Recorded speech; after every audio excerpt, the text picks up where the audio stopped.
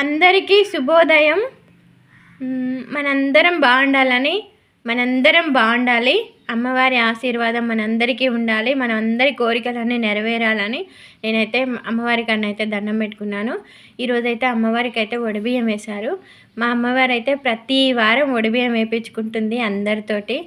ఇంకా చూడండి అమ్మవారి అలంకరణ. 2 చీరలు కట్టాను చూడండి. వైలెట్ బ్లూ వచ్చింది అంచు.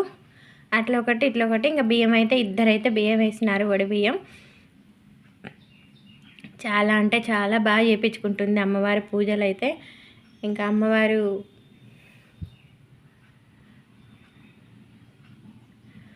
ఆంటీ ఇంకో ఆంటీ అయితే ఇద్దరు ఒడిబియ్యం వేసినారు. ఇంకా బియ్యం వేసి ఇంకా బియ్యం అన్నీ కట్టి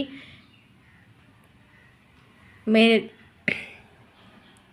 దగ్గరలో ఉన్న వాళ్ళు వచ్చి మా గుడిని అయితే తప్పకుండా చూడండి. చాలా అంటే చాలా ప్రశాంతంగా ఉంటుంది.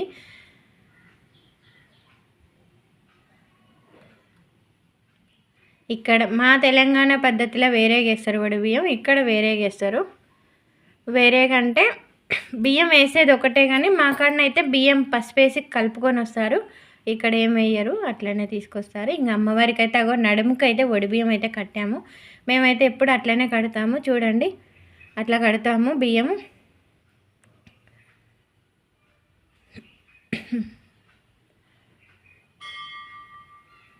పూజ అంటే ఇంకా చాలా బాగా జరిగింది ఫ్రెండ్స్.